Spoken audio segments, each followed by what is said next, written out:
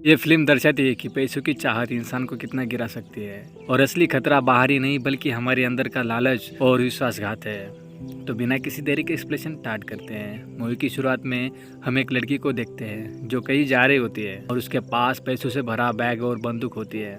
आगे जाकर उसकी गाड़ी का टायर पंक्चर हो जाता है तो लड़की बैग और बंदूक लेकर पैदल ही जा रही थी। तभी ये गाड़ी उसे टक्कर मार देती है। उस गाड़ी में 4 दोस्त होते हैं जो शिकार करने के लिए कैंप जा रहे होते हैं। वो घबराते हुए गाड़ी से बाहर आते हैं। तभी जॉन की नज़र पैसों से भरी बैग पर पड़ती है। इतना सारा पैसा देखकर जॉन अपने दोस्तों से कहता है, दोस्तों अब हमारी ज़िंदगी बदलने वाली है।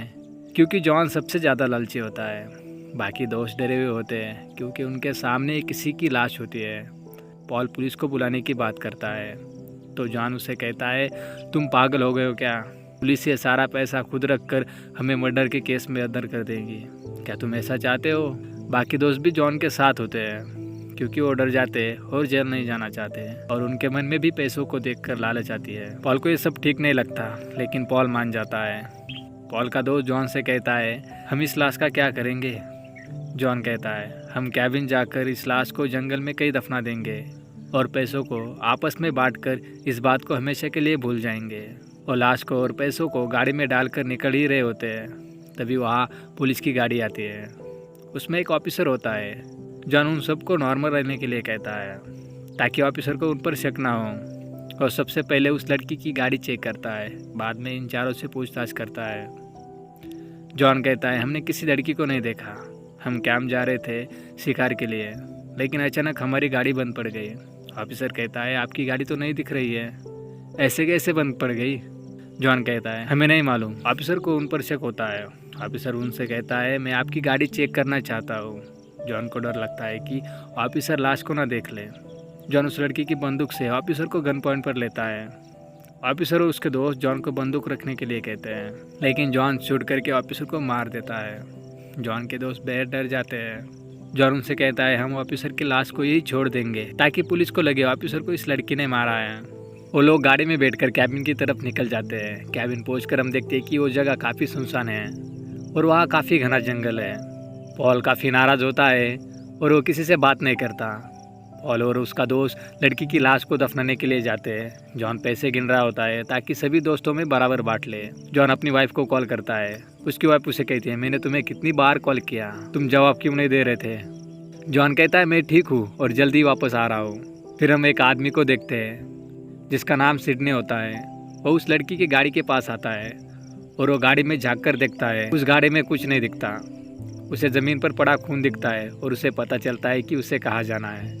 और सिडनी वहाँ पहुँच जाता है जहाँ वो लोग उस लड़की को लाश को ठिकाने लगा रहे होते हैं। सिडनी को देखकर ये लोग हैरान हो जाते हैं और उस पर बंदूक तानते हैं। जॉन उससे कहता है, तुम कौन हो और यहाँ कैसे आए? सिडनी उससे कहता है, मेरा बैग तुम्हारे पास है, वो मैं वापस लेने आया हूँ। बैग मुझे दे दो, मैं चला जाऊँगा।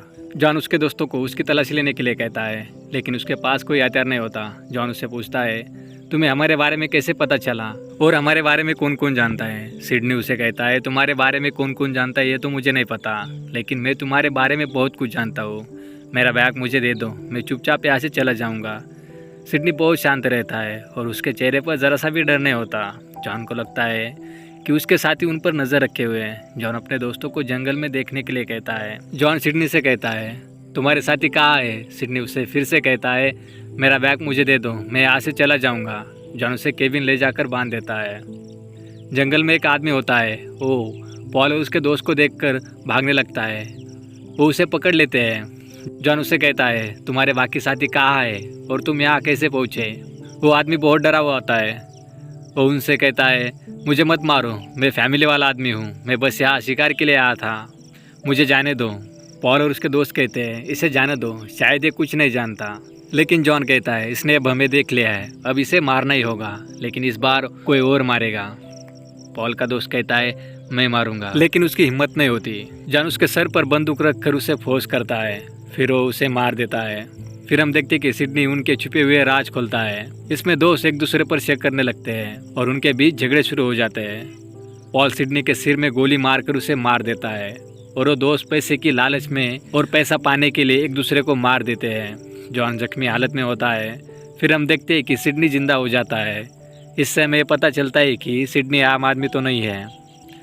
सिडनी हेल्प करने के लिए जॉन के दोस्त का खून पीता है। इससे हमें पता चलता है कि सिडनी एक वैम्पायर है और वो जॉन को भी खून पिलाकर अपने जैसा बना देता है। सिडनी कहता है इंसान भी कुत्तों की तरह है, जैसे उन्हें मांस का टुकड़ा दे दो तो वो अपने ही साथियों से लड़ने लगते हैं। फर्क बस पैसों का है। तुम इंसानों को पैसा हैवान बना देता है और पैसे के लिए तुम लोग इंसानियत भी त्याग सकते हो। मूवी के एंड में हमें पता चलता है कि उस घायल लड़की, पुलिस वाले और एक चरवाहे के साथ हुई सारी घटनाएं असल में एक ट्रैप थी। यह सब कुछ सिडनी का प्लान था, जिसका मकसद लगातार नए खून प्राप्त करना और अपने समूह में सबसे ताकतवर आदमी को शामिल करना है। अब जॉन भी इस खेल का हिस्सा बन जाता है और इसी के साथ मूवी समाप्त हो जाती है।